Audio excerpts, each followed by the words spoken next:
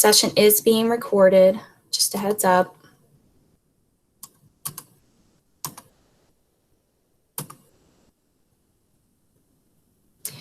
And for those of you who have used Google Meet, you'll know that when you're presenting, you can't actually see the students or the people in the session. So like I said, just bear with me. If you want to put questions in the chat box, or if you also want to unmute yourself and ask questions, I'm okay with that. And we'll just keep moving along. Okay, so this is project-based learning in gifted education. Once again, linked at the very bottom is the walk-in sign-in. If you did not sign up on PD Central, you can just click that and sign in there. I have also linked that in the chat box. So this is just to let you know that there are three session blocks, but you only have to attend 2. You'll get 2 hours of credit for each block that you attend. But you do have to attend 2 sessions. You're welcome to attend 3, but you'll only get 2 hours for each purple block that you attend from the Gifted Institute. So for example, if at noon you went to independent studies and at 2 you went to the keynote, those would be your 2-hour sessions in the 1 block that you would count for. Okay, so my name is Christy Mudd. My email is christina.mudd. A lot of people can't find me because my email is Christina and not Christy. I'm also on Twitter at cmudd19. I do tweet and retweet a lot, so feel free to follow me, ask me questions, send me things. I am moving into a new role, a deeper learning resource teacher this year in the curriculum design and learning innovation team. I have taught for the past 9 years. I've taught in the classroom 1st through 5th grade. But I've also taught at a gifted and talented camp 4th through 8th grade. I taught a gifted and talented advanced placement class 4th and 5th grade for 4 years, and I have my gifted and talented endorsement.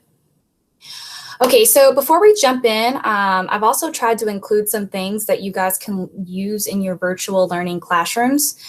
So if you could, I'll also put this in the chat box, but if you click on this Jamboard, it's going to take us to a Jamboard, and this is a 1 to 5, and you don't necessarily have to put your name on those Post-its if you want to do this anonymously, but I just want you to grab a Post-it and put it under what number you think you're most comfortable with as far as project-based learning. So like 1 would be, I'm not comfortable at all. I know nothing about project-based learning. 5 being, I've implemented a project-based learning unit and I'm pretty comfortable. So I'm also going to put this in the chat box for those people who might be having a hard time finding it. Sorry, guys, I know y'all still see my screen. I'm gonna stop sharing for a second. So guys, if you could just, if you all could fill out, Brandy Barker, yay. Okay, so here's the Jamboard.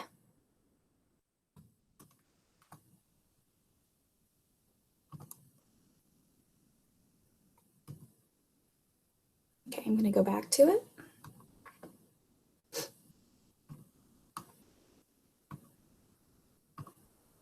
Okay, so it looks like we have a lot of 3s, some 4s. Like I said, if you want to do it anonymously, you can just put it, you can just move a Post-it. It's more just so I can kind of gauge what, where we are as far as project-based learning in this group. Okay, awesome. So it looks like a lot of people are pretty comfortable with project-based learning. That's awesome. This is something you could use in your classroom as, a formative assessment. You could use it to gauge interest and to also just check on kids' social emotional needs. I have also, down at the bottom, I have actually linked some Jamboard templates that were already created. And I just made a copy of them and saved them. So this is an example of one of them that was. All right, I'm going to keep moving. So what is project-based learning? Give me 1 second. I think somebody's trying to join. Sorry, guys. That's usually what that click means. My apologies. Chrissy, if you need anything, like you want me to do your chat, I can help. Thank you so much, Tiffany. And I think the biggest issue is we have a lot of people from outside of who might be using their personal Gmails and things like that who are trying to get in, and I have to actually admit them. So it's hard to see when I'm, running the the presentation. So I'll try to flip back between that, but and I appreciate it, Tiffany. You are the best. Okay, so what is project-based learning? Project-based learning is a teaching method in which students gain knowledge and skills by working for an extended period of time to investigate and respond to an authentic, engaging, complex question, problem, or challenge. I have also linked the PBL Works website. This used to be previously called Buck Institute. They are one of the organizations that help train us in JCPS on project-based learning. So to the right, I have an image, and it's called a gold standard PBL, or project-based learning unit. And eventually, if you want, this is also linked to an article that goes in more in depth about what a gold standard PBL means.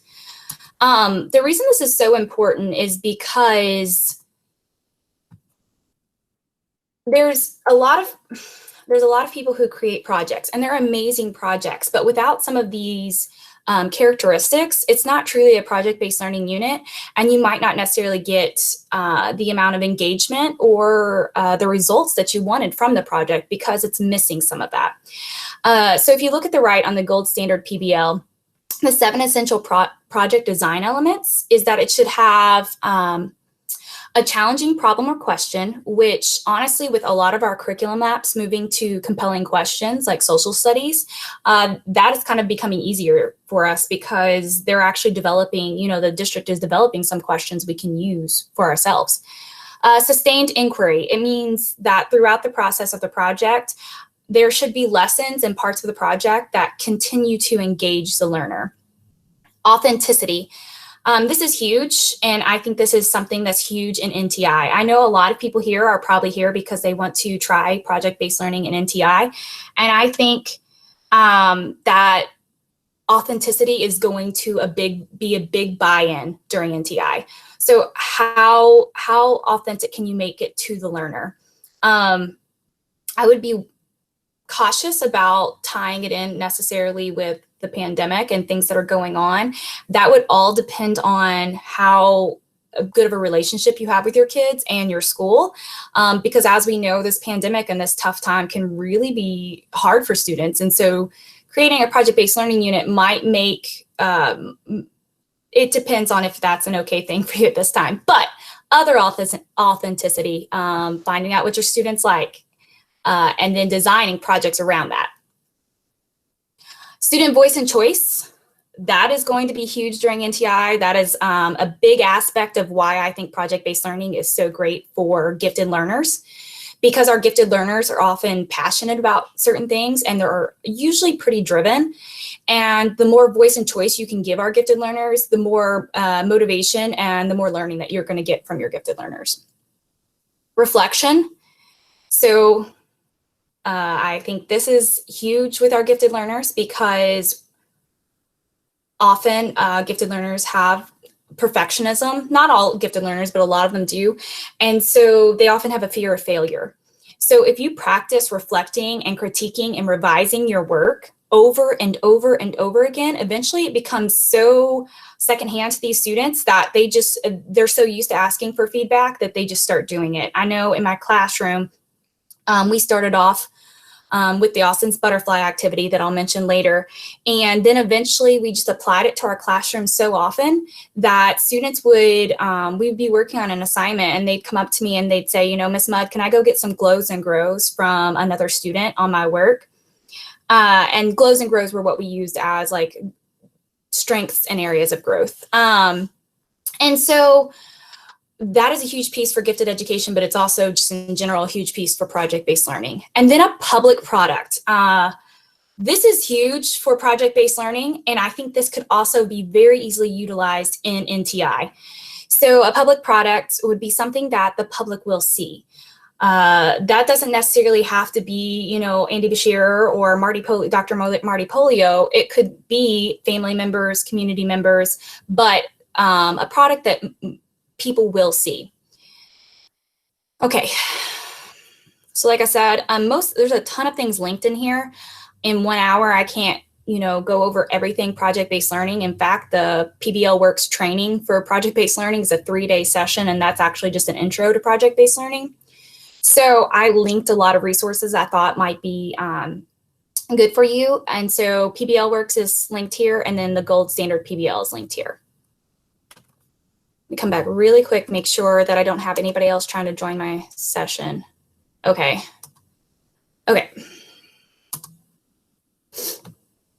So why project-based learning and gifted education? So project-based learning is a great teaching strategy and learning strategy for all classrooms, but I truly think it's a great way to differentiate for your gifted learners because it allows for voice and choice. The more voice and choice, the more challenging you can make the assignment. A lot of times I found that my gifted learners would think of something even more in depth than I had come up with. So they might come up with a project or a product that is very, in depth and rigorous that I might not have even thought of. But because project-based learning has that opening for, students speaking up about what they want to create, it's great for our gifted learners. Learners can work at their own pace. So both in MTI and in person, you can develop a project-based learning unit, and then you can allow work time. I strongly suggest check-ins because otherwise you might have students who need help and aren't asking or might be not moving at the quick enough pace. But gifted learners, if they want to take off and finish the project, in a couple days, they could. Now we tie in reflection and critique and revision, so they might have to come back to it, but they could work at a much faster pace. Project-based learning units are great for gifted education because they connect to students' passions, and I've almost always connected mine to social justice. So something that the kids felt like they were changing the world or making a positive impact on our world. And I don't think this is necessarily true of every gifted learner, but in my experiences, gifted learners have a real social justice, advocating. They want to change the world and they want to have these positive impacts.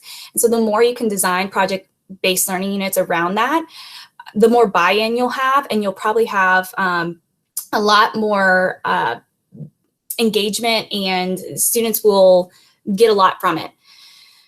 Encourages collaboration, but also allows for independence. So every project-based learning unit I have planned, there has been independent parts, independent assignments, but then there's also been group assignments. So that way that we have some individual accountability, but also that they're able to collaborate. And that's also one of our backpack skills. I will tell you that with my gifted learners, the collaboration part was sometimes the hardest, was because they wanted to do it all. Their answers were right. What they thought was best should be what goes on. So before we jump into our project-based learning units, and what I'm going to talk about soon, is we always practice these skills without a project. So we practice collaborating. We talked about how important communication is when we're collaborating, how we have to hear each other's ideas before we make a decision. And that way, when something went wrong in the middle of our project-based learning units, I could step in and I could coach that student, and I could say, okay, do you remember how we talked about it's important to hear everybody's ideas, even if we think we're right? And we could really talk it out. I know that during NTI, collaboration is what a lot of us have on our mind. And I think in the beginning, we're going to have to do some intentional coaching on shared documents. I've created shared documents with grades as young as second grade. I know K and first, they're going to be and even pre-K, they're going to be in a little bit different boat. But I'm going to tell you, even with kids as young as second grade, it took time and scaffolding, but you can work through those shared documents, shared projects, shared slides. And then also, I know that Google Meet has added the capability, they have an extension where you can use breakout rooms. And I actually haven't mastered that yet, but that is something that I really want to consider for the fall. That way they could meet in rooms and talk about projects and assignments. Project-based learning empowers learners to solve authentic problems. You'll find that a lot of times with your gifted learners, they're aware of what's going on around them. They know, when I taught first grade, I had an extremely gifted learner, and it was the year that Sandy Hook happened. And he just knew everything that was going on, and he had such insights, and he really wanted to talk to somebody about it. So he tried to bring it up to one of his classmates, but my other first graders, many of them didn't even know what he was talking about. So I had that conversation with him, and we just really kind of talked out his feelings mostly. But they're very aware of what's going on around and the authentic problems, and they want to be a part of something authentic. Gifted learners can see through superficiality very easily. And increase student engagement. I haven't always used project-based learning. In my very first years of teaching, I hadn't jumped in. But since I've been using project-based learning in my classroom, I've definitely seen increased student engagement. And I think it's mostly because the students are doing something they care about. I have linked over here gifted characteristics so that you might be more familiar and you can design projects around what gifted learners might need.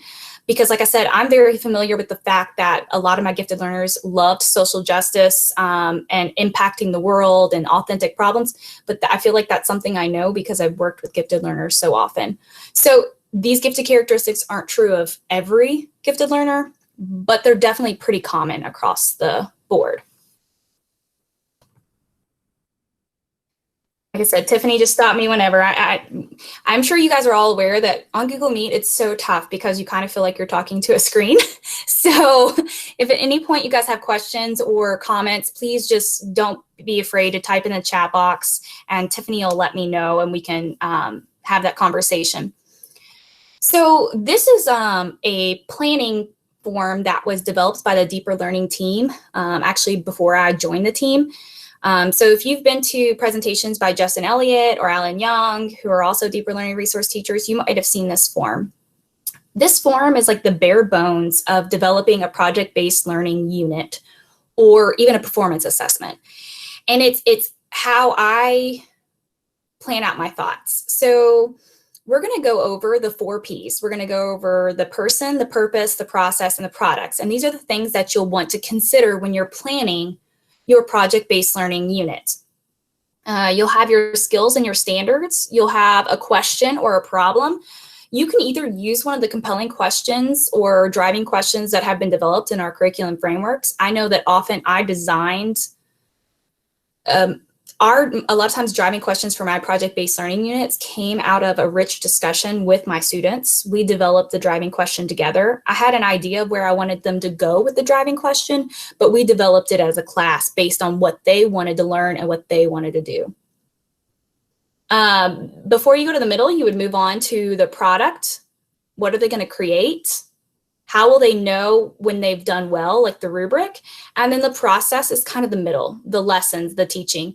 So if you click on this image in the presentation, there's also Justin Elliott's and the Deeper Learning Team's project, or 4P planning templates, 4P planning templates presentation that kind of goes more in depth about these forms. So there's also different ones, like this one's a little bit more open to where you could put things in a little bit differently, and some are more in depth. Depending on what your needs are for your classroom. That is another presentation. I will tell you that the Deeper Learning team does do entire presentations over the 4 Ps and planning project-based learning units. And that's definitely something I suggest if you're interested in learning more in depth about how to actually go through the planning process. Okay.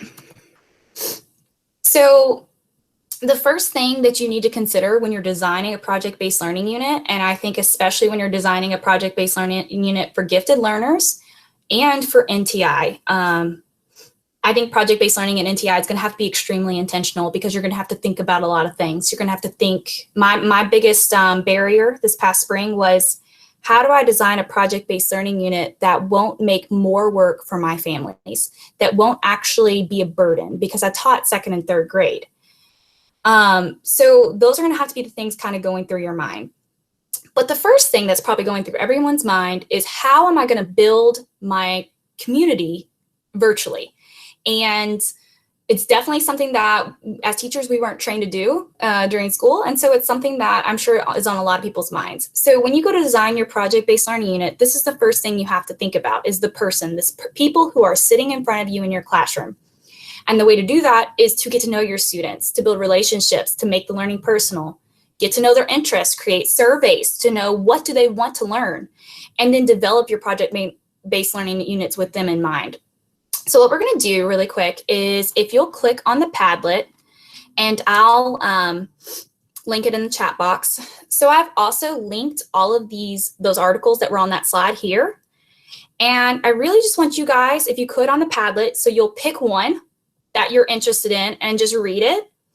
And then if you'll click the plus sign and just add any insights you had, what stuck out to you, what do you wonder? I feel like I always end up adding a quote because it's what sticks out to me most all the time. You can scroll over. There are actually 7 articles. So I'm going to I can probably give you about 10 minutes at the most. We'll probably stop a little bit sooner than that. But if you could just choose one of these, I'm going to copy it in the chat box. And stop sharing so that way you guys can see your own screen. And just choose one of those articles to kind of engage with. And then Christy, in your chat box, someone said when you mentioned social justice, you reminded them of John Hunter's World Peace game, and his TED Talks are very interesting. Awesome, and that's in the chat box in case anybody else wants to check it out. Is that what you said? Yeah. Yes. Okay, guys, so there's also a suggestion in the chat box for some TED Talks. I love TED Talks. Okay, so I'm going to go over, and I'm going to get quiet now because that is my area of growth, is quiet when everyone is working.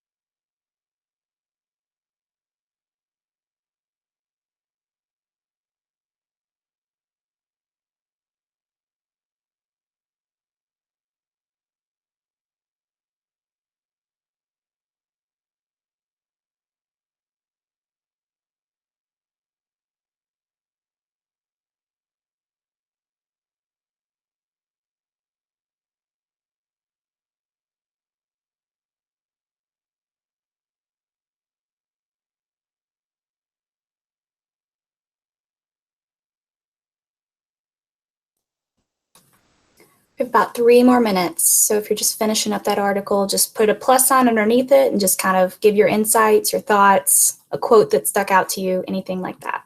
About 3 more minutes.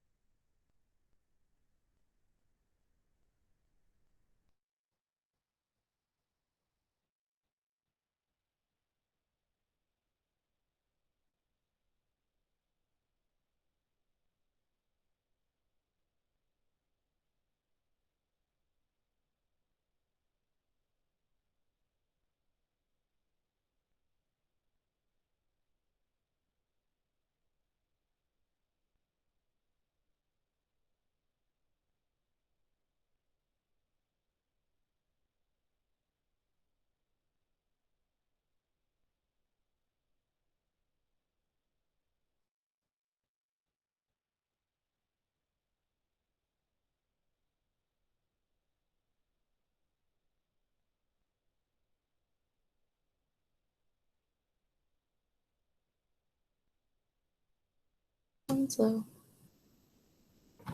Okay, so thank you all so much for participating in that. I accumulated these articles for another presentation that I'm doing also on building community in a project-based learning classroom. And I wanted to make sure I shared them here too, because it's building a classroom community, but also it does help with project-based learning in the future. So I really appreciate you all participating on that Padlet. I also wanted to kind of show you, I hadn't used Padlet that often in my classroom, but now I see the benefits of Padlet, and it is something you could do to change things up. You could pose some of those questions in Padlet and let the kids, type in there, depending on your age levels.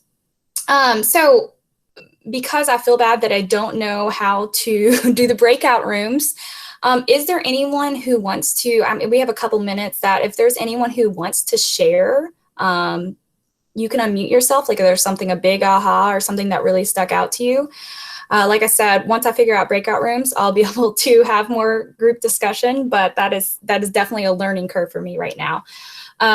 So is there anyone who would like to share something that they read in the article that really resonated with them?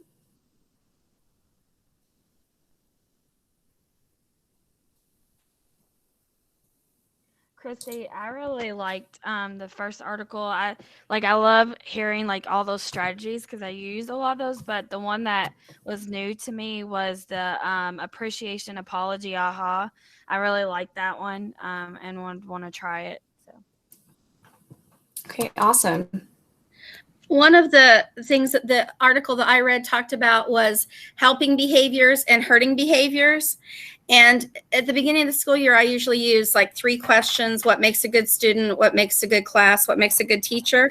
But we could talk about helping and hurting behaviors just in terms of, whenever you're a student in a virtual class, what are helping behaviors, what are hurting behaviors? Whenever you want to be a part of that classroom or community, you can talk about those in terms of each of those questions. And you'll find with gifted learners, I had a very gifted student last year, and I had to have a lot of conversations with her about, we would all be muted, and I would be teaching or giving some sort of lesson or prompt. And, with Google Meet, any of you all have been on here, it's difficult. You have to look for hands, things like that. And so I would tell students we all have to stay muted until, we could call on each other and things like that. But my gifted learner, she just wanted to answer every question. And I don't blame her, but I did have to have those conversations. And I wouldn't want her to think she's like physically hurting someone, but kind of, having that open discussion that, well, if you shout out every time and you don't let anyone else share, because it's not like in the classroom we had built those norms of, you knew to raise your hand and kind of wait unless we were doing an open discussion. But on the computer, she knew she could just unmute herself and go ahead and just start talking. And so we had to have those conversations virtually. You're right. Okay, well, thank you all so much. Some of the things that stuck out to me, and I'm going to share.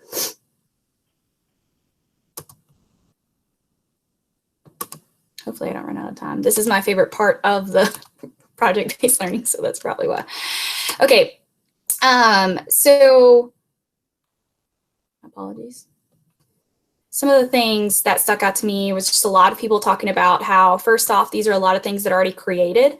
I am a huge advocate of not reinventing the wheel. So I may spend a ton of time vetting resources and going through in different websites and different videos, but, and I like to make sure I cite my sources, but I really like to make sure that I find things that were already created.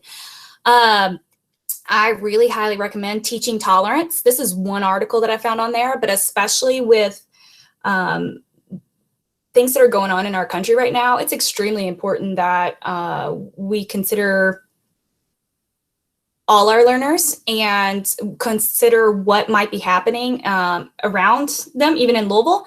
And Teaching Tolerance has a lot of good articles and things to read about how making sure you are including all of your learners and you're teaching with a culturally competent lens. So even if you didn't read that one, Teaching Tolerance is a go-to website that I love. Also, it doesn't look like anybody, okay, one person, I was like, I know a lot, this one seemed weird, the 57 virtual team building activities to boost remote employee morale, and there's some of them that are not applicable, but I know with our high school learners, they're very much, a lot of them are getting closer to being adults. And the thing is some things you might use in your elementary classroom, you might not use with adults. There are definitely ones that can be used at all grades, even with adults. But I do recognize that sometimes there needs to be a differentiation for the grade levels. So thank you all so much. Yes, I saw, a lot of art, just talking about how a lot of them talk about personalized learning, asking questions, getting to know your students. This one, I liked how somebody talked about how, about allowing the students to have say in how you build your classroom. So even maybe virtually, you could talk about what are some norms you want to have in your virtual classrooms and let them build those, because I'm sure students would come up with the fact that people shouldn't just yell out unless it's a group discussion and things like that. And also something that stuck out in one of those articles for me that I just wanted to say one more last thing for that is I didn't think about the fact of even teaching the students to set up their workspace. I had a student who's, the mom would be like, every time she goes to get on a Google Meet, she comes and sits in the TV room. And her mom was like, I've tried talking to her about how that's not the most, that's not the best place to do your Google Meets and your work. So maybe having an entire Google Meet session where you talk to your learners about how to set up their workspace, why it's important to set up their workspace, what are some things they might want to include. Clearly, I know some of our learners might not have the same supplies as everyone else, but even talking about, okay, what's the quietest space in your house? Or possibly even outside of your house that's a safe spot, you know, and having that conversation, that intentional conversation, which is not something I did in the spring. Okay, so when you're developing a project-based learning unit, you want to consider your person, who you are designing these units for, because I truly believe project-based learning doesn't necessarily work the way we want it if we don't have student buy-in. Then it's really just a project for the teachers. Okay, so determining your purpose. So after you've considered your kids and you think about, okay, what are some things I think they would enjoy and they would really like learning about, is you would next go to your purpose. So that's when I would start considering my standards. Plan with the end in mind. What skills do you want students to gain? What standards will they learn? What questions will they answer? What problems will they solve? And make sure to include student input. I have linked, if you click on this picture, it'll take you to the curriculum maps. And then also, obviously, we want to consider our backpack skills. There might be a problem that's not necessarily on your curriculum maps, but that will hit one of those standards. So I also, a big thing here is I always start with my big rocks or my essential standards. I don't think it would make sense to build an entire project-based learning unit around multiplication as a fluency standard in 5th grade. Because although multiplication is important and they do need to practice multiplication, it's not necessarily something that you can build an entire project around. And although, yes, they need to learn how to apply it in different situations, you could have them apply that in a project, but it not be the main standard. Same with social studies. So I also usually, when I did my project-based learning units, I made them cross-curricular. I couldn't always fit every subject in. For example, one of the projects I'm going to show you soon is a social studies one, and I couldn't fit math in, but I could fit ELA, social studies, and writing, and I don't think I fit science in either. But anyway, I always tried to have multiple subjects, so that way I could use more time of my day in my schedule, and then also because it would allow the students to apply it a little bit more. So determining your purpose, your why. Why are we going to do this? The products. So this, I also think, is, like I said, the purpose, having students have input on why they're doing it. I always had, so for example, I did how might we advocate for Native American rights. I had actually already developed that that driving question, but I did an entry event, which is like a big, kind of a big event with your students. And I had them actually develop that. So we talked about being displaced out of your spaces, and I asked them how they felt, and then we kind of started studying how, you know, Native Americans were moved off their land, and they were, you know, they were so mad. They were like, this isn't right. What can we do? And I was like, oh, do you all mean you guys kind of want to fight for, you know, stand up for Native Americans who might, you know, their rights might have been taken from them? And they're like, yeah. And so anyway, I kind of had that driving question in mind, but the way I went about it, I let the kids think that they developed it. And if they had taken me down a different path, it might have changed, but I feel like I did a pretty good job of guiding them to that. So after you develop your purpose, which once again, if you have student buy-in in the purpose, they're gonna like be pumped about this project. Then you're gonna move on to the products, okay? So what are they gonna create? This is kind of like your end in mind. So allow for student input, independent projects, products, and group products. That's a big thing for gifted learners. If you give them an independent part of it, they will appreciate it for the most part, because a lot of my gifted learners liked that control over their own assignment. What performance tasks will they complete? What is the success criteria? What rubrics will you use?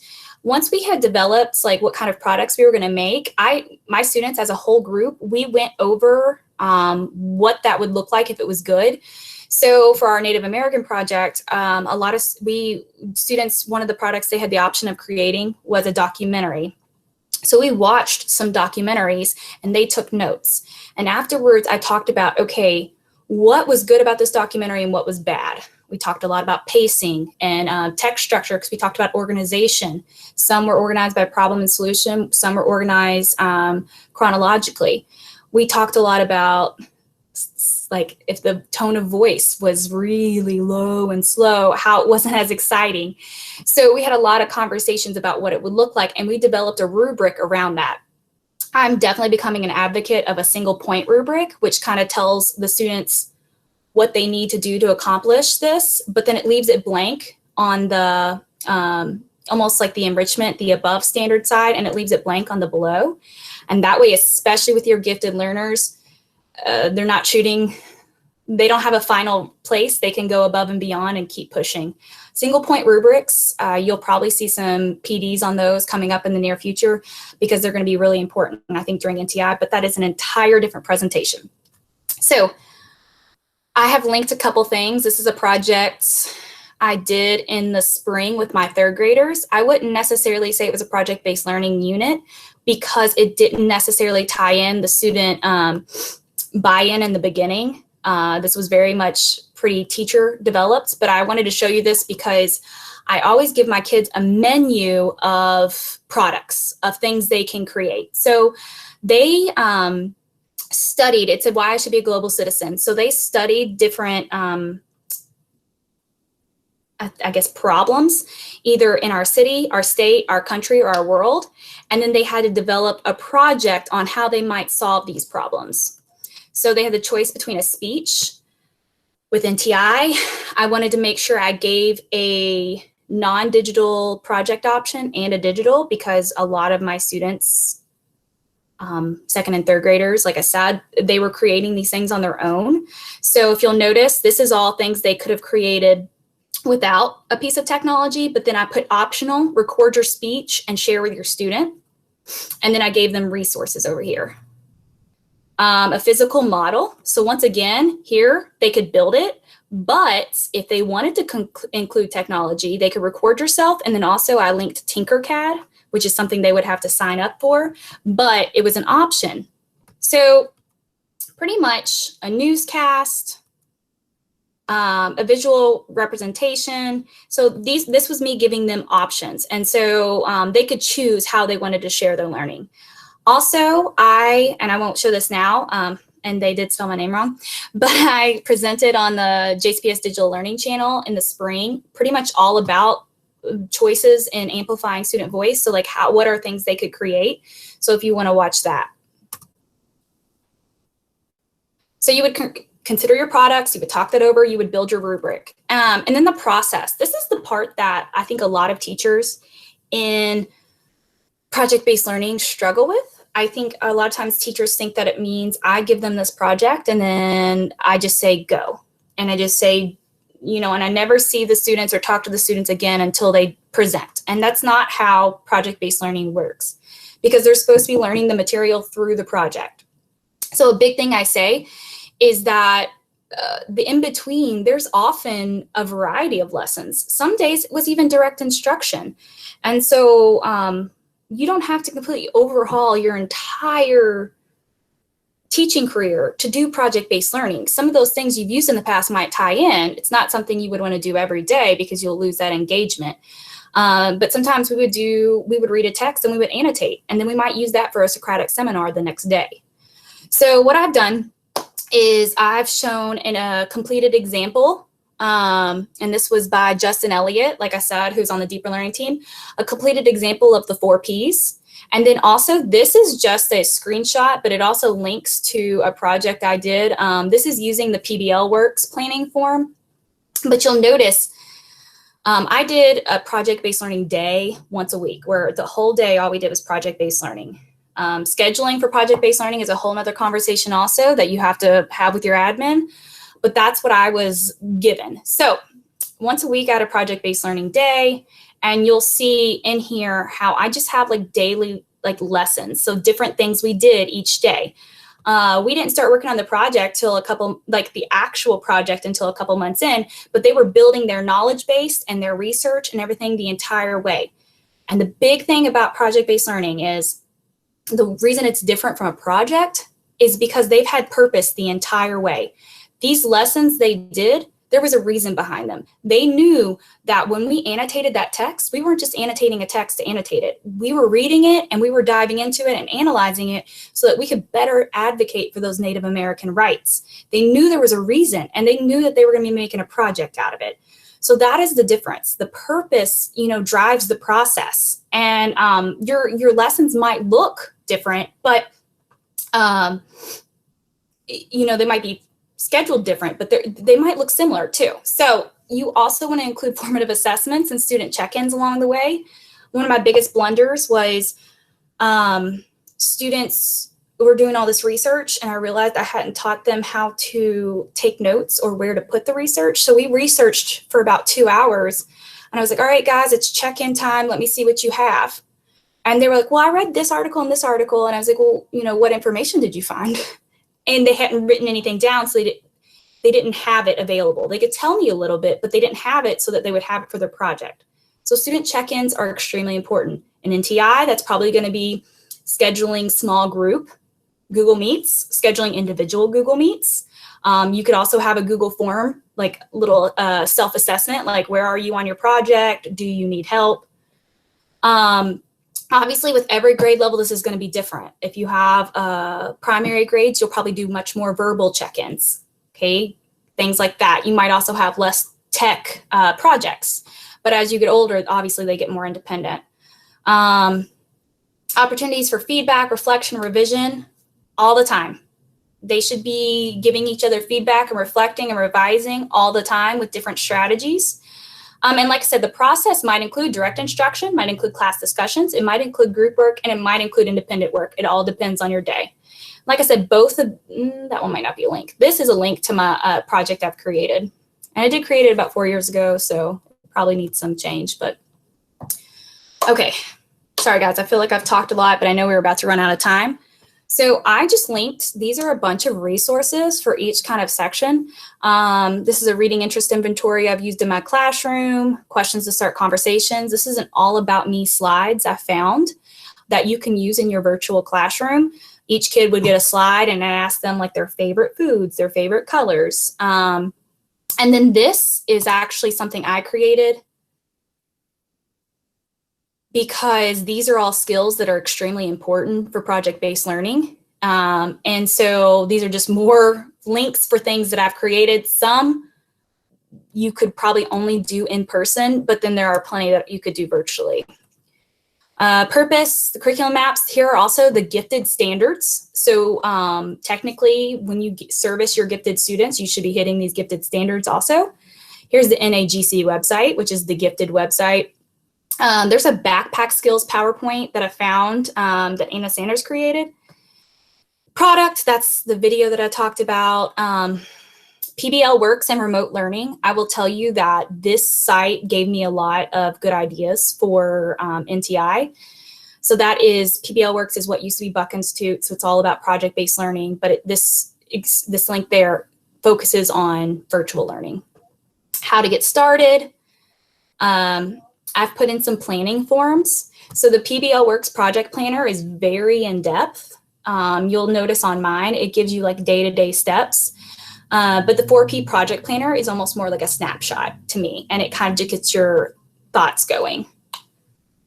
Okay, and like you have some stuff in the chat box if you want to answer some of it. Okay.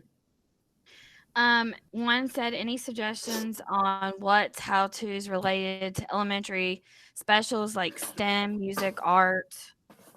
I'm sorry, what was the first part? How? Any suggestions on what's or how-tos related to elementary specials like STEM, music, art? What or how-tos, like questions? Like driving questions? Is that what we're asking? Like maybe like how to use PBL within those areas, I'm guessing. So also, what would be amazing is in the special areas and in STEM is you don't necessarily have to. So your driving question doesn't have to be art related. It could be a social justice driving question. It could be a social studies standard in their grade level, but you could approach it in an artistic, like through art. So let's say, for example, sorry, yeah, I know I'm wearing my Harry Potter shirt. I didn't know if it was professional, but then I was like, Gifted Institute, Harry Potter. Anyway, sorry, somebody said something about it. But so, for example, if you had the same driving question of how might we advocate for Native American rights, you could take an art lens through that and say, okay, we're gonna create graphics. We're gonna create, posters that show how we feel, infographics, things like that. So you could always, they could do a painting. So in my mind, is not every standard, not every content really lends itself to a project-based learning unit, in my opinion. So in art, if you don't find like there's something that you feel like is really moving, you could always find, like, look at their content and think, okay, what is it in there that I could just do through an arts lens? And your content people, I think, would love you for it, because they would be getting another viewpoint on the content. STEM, obviously science and math is already in there. So you could just choose. So for example, a lot of my driving questions were almost social studies based, but we did so many ELA standards to get to those social studies points that I definitely felt like it was both. But there was nothing about, oh, we will, how might we use text structure to organize? I didn't say that, but we did learn that. We talked about text structure over and over and over again so that our projects would make sense. So that's my only suggestion for right now for art and everything. If you want to develop a driving question around an art standard, I would just make sure you choose one that is more in depth. Not like, I've seen some of the art standards that are like, I know in elementary, like one was like about primary and secondary colors. Like, I don't know how that would definitely drive an entire project. You might be able to get a performance assessment out of it or a performance task, but you might want to think about some of your more in-depth art standards. I hope that answered the question. And I see a lot of people wanting my slides linked. I can link them again. Yes, I'm sorry. I just linked them for you. Okay, awesome. Sorry, Tiffany. Go ahead. No, you're fine. I linked her slides for you again in the chat, and it's also on the schedule. If you're clicking on it and it's not working, just refresh, because I just checked it and it was working. So. And yes, so I always feel like there's so much to share and not enough time. So that's why I link a lot of stuff. I will tell you though, the things I link are things I've already looked at or things I've actually already used.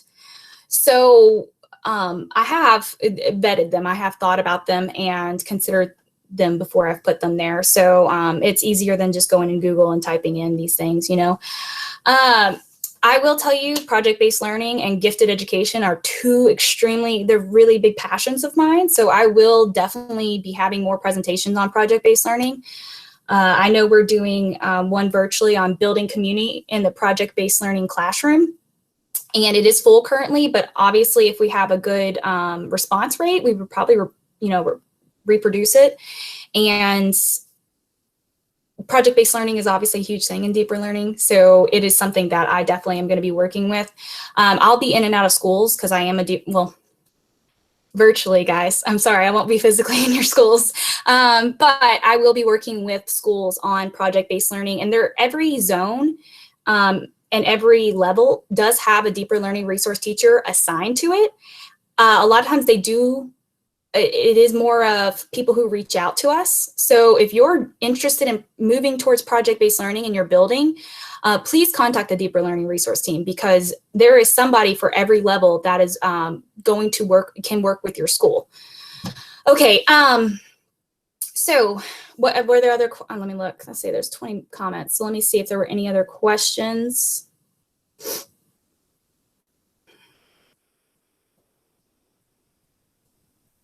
Okay, I don't see one. If it's so far back, guys, if you just want to unmute yourself and ask me, I am open to, oh, that's not what I meant to do. I'm going to bring up my contact info one more time. So if you need to email me, tweet at me, I will try to get back to you as soon as possible. So this is my contact info. Oh, and if this is your last session for the Gifted Institute, here is that Google form, but it's only if this is your last session for the Gifted Institute. That's my email and my Twitter handle. And if you have no questions, feel free to go ahead and head out. Thank you all for coming. I talk a lot, so I apologize if I talk your ear off, but it is especially when I'm passionate about a topic.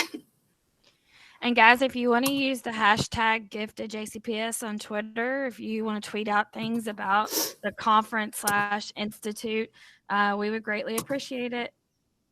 Yes, I haven't been pushing that enough. I'm trying to turn off. My computer is going slow. There we go. All right, I'm going to present next. So awesome. Bye, Tiffany. Good luck.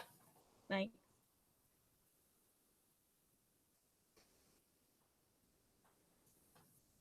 Yes, and like I said, if there's more you have questions about, because in 50 minutes, I can't necessarily go as in depth as I would. So